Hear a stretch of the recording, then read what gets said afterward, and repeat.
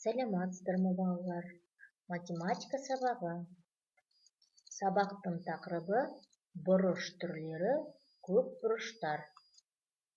Оқу мақсаты: бұрыштардың түрлерін ажырату және атау.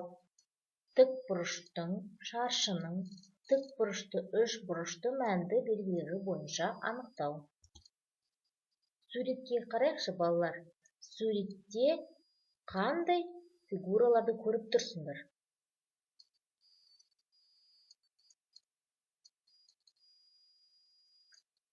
Бұл сызықтарды қандай топтарға бөлуге болады? Дұрыс айтасыңдар. Бұл жерде біз сіздермен балалар қисық және түзу сызықтарды көріп тұрмыз. Ал келесі суретте не көріп тұрмыз? Бұрыш. Бұрыш дегеніміз не? Бұрыш бұл бір нүктеден шыққан әр түрлі екі сәуледен құралған фигура. Бұл жерде балалар А нүктесі бұрыштың төбесі, ал А, Б және А, С сәулелері бұрыштың қабырғалары. Сонымен балалар, бұрыш дегеніміз екі сәуле бір нүктеден шығады.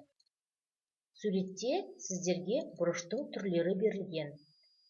Бұрыштың үш түрі бар: тік бұрыш, сүйір бұрыш, доғал бұрыш. Бірінші суретте тік бұрыш берілген, екінші суретте сүйір бұрыш, үшінші суретте доғал бұрыш. Ал балалар, бұлар көп бұрыштар.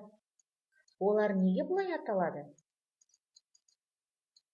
Дұрыс айтасыздар, себебі олардың бұрыштары көп.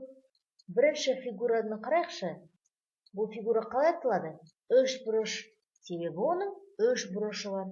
Екіншісінде тік төрт бұрыш. Оның төрт бұрышы бар. Келесі біздің фигурамыз бес бұрыш деп аталады. Себебі оның бес бұрышы бар. Ал енді қазір балалар, біз сіздермен қолымызға шаршы пішінді қағазды алайық.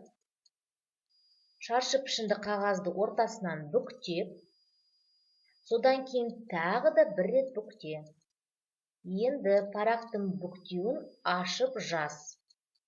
Сен қандай бұрыштарды көріп тұрсың? Жарайсың. Біз сіздермен тік бұрышты көріп тұрмыз. Ал енді екінші шаршы пішінді қағазды суретте көрсетілгендей бүктем. Содан кейін бүктеуін жаз. Ал енді осы жерде сен қандай бұрыштарды көріп тұрсың? Дұрыс, бұл жерде біз сіздермен доғал бұрыш пен сүйір бұрышты көріп тұрмыз. Ал енді балалар, қараңыздар.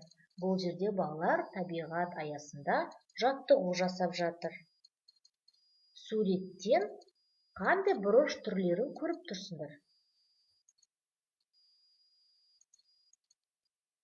Доғал бұрыш, сүйір бұрыш, тік бұрыштарды көріп тұрмыз. Жарайсыздар балалар. Сонымен біздің бүгінгі сабағымыз аяқталды. Сау болыңыздар.